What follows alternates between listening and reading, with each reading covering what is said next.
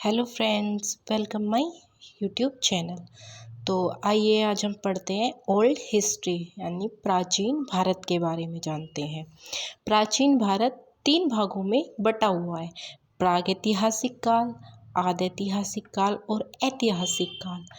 फिर देखिए, प्रागैतिहासिक काल भी 3 भागों में बटा हुआ है। पुरा पाषाण काल, मध्य पाषाण काल और नवपाषाण काल। फिर पुरा पाषाण काल को 3 भागों में बांट दिया गया। उच्च पाषाण काल, मध्य पाषाण काल और निम्न पाषाण काल। ठीक है दोस्तों, अब हम चलते हैं प्रागैतिहासिक काल के बारे में। इस काल के बारे में कोई भी लिखित अवशेष नहीं है। इसकी हमें लिखित में जानकारी नहीं मिलती है। मानव उत्पत्ति से लेकर 3000 ईसा पूर्व के बीच का समय इस काल में आता है, प्रागैतिहासिक काल में आता है। यानी कि जिस भी काल के विषय में हमें लिखित में कोई भी जानकारी नहीं है, उसे प्रागैतिहासिक काल कहते हैं। पाषाण काल व ताम्रपाषाण काल इसी काल में आता है। पाषाण काल और ताम्रपाषाण काल भी इसी काल में आता है। चलिए आगे बढ़ते हैं। अब पढ़ते हैं पाषाण काल। भारत में सर्वप्रथम 1863 ईस्वी में पाषाण काल की खोज की गई। सबसे पहले 1863 ईस्वी में पाषाण काल की खोज की गई। रॉबर्ट ब्रूस फुट, जो भूवैज्ञानिक है, रॉबर्ट ब्रूस फुट ने सर्वप्रथम पाषाण कालीन सभ्यता की खोज मद्रास के पास पल्लवपुरम स्थान से प्राप्त की। इस काल को 3 भागों में विभक्त किया गया। इस काल को भी 3 भागों में विभक्त किया गया। कौन कौन से? निम्न पुरा पाषाण काल, मध्य पुरा पाषाण काल, उच्च पुरा पाषाण काल। आइए पढ़ते हैं। निम्न पुरा पाषाण काल। इस काल का मानव अस्थिर था। इस काल का मानव अस्थिर था यानी एक जगह से दूसरे जगह पर घूमता रहता था। वह शिकार करके अपना भोजन संग्रह करता था। इस काल के संस्कृति के उपकरण हैंड एक्स व चापर चॉपिंग एवं पेबुल थे। ये इम्पोर्टेंट है।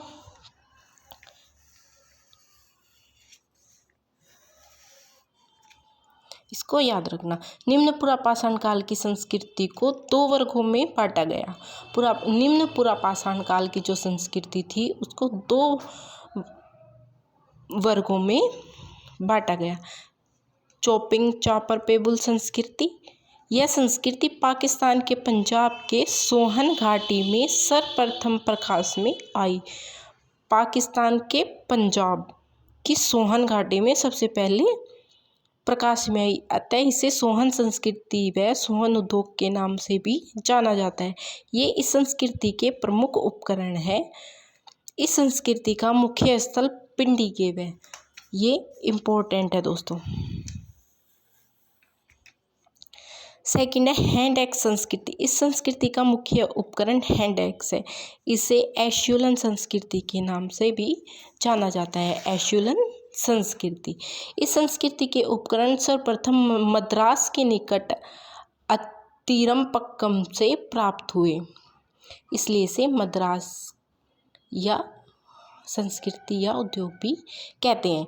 अच्छा, तो आते हैं सेकंड पॉइंट, मध्य पुरा पाषाण काल।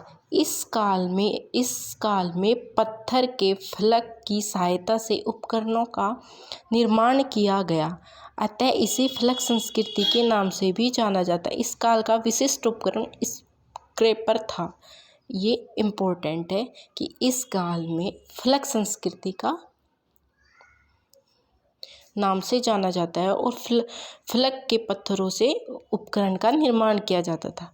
उच्च पुरा पाषाण काल। यह काल प्रजातीय एवं सांस्कृतिक दोनों ही दृष्टियों से उल्लेखनीय परिवर्तन के लिए विशिष्ट रहा है। इस काल में आदि मानव होमोसेपियंस का उदय हुआ। देखो दोस्तों कितना इम्पोर्टेंट है। इस काल में आदि मानव होमोसेपियंस का उदय हुआ। इस काल के मानव पत्थर के ब्लेड का उपयोग करता था और उपकरण बनाने लगा। इस काल के प्रमुख उपकरण तक्षणी, चाकू, स्क्रैपर, बोधक एवं बोधनीय है। ये इम्पोर्टेंट है दोस्तों, ये एग्जाम में आ सकता है। चलिए, इस काल का मानव उपकरण बनाने के लिए पत्थर का ब्लेड, हाथी का दांत एवं सींग का प्रयोग करने लगा। ये भी इम्पोर्टेंट है दोस्तों, ये एग्जाम में आ सकता है। इलाहाबाद की बेलन घाटी के लोधा नदी से हड्डी की बनी हुई मूर्ति मिली। ये भी इम्पोर्टेंट है। इसी काल के मानव ने पहली बार गुफाओं का प्रयोग रहने के लिए किया तथा चित्रकारी भी की। चलिए दोस्तों, आगे चलते हैं। भीमबेटका, जो मध्य प्रदेश में पड़ता है, भीमबेटका की पहाड़ियों से गुफाएं मिली जिनका प्रयोग मानव रहने के लिए करता था। नवपाषाण काल, यह युग सबसे छोटा माना जाता है, फिर भी सारे क्रांतिकारी परिवर्तन इसी युग में हुए। देखिए दोस्तों, जहाँ भी परिवर्तन आ जाता है वो चीज़ इम्पोर्टेंट हो जाती है। आइए चलते हैं।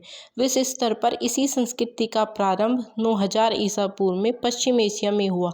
कृषि एवं पशुपालन संबंधी अवशेष पश्चिम एशिया में मिलते हैं। इस काल में पौधे, जंगल, मनुष्य की अनुकूलता जलवायु होने के कारण यहाँ का मानव स्थिर हुआ और खेती करने लगा।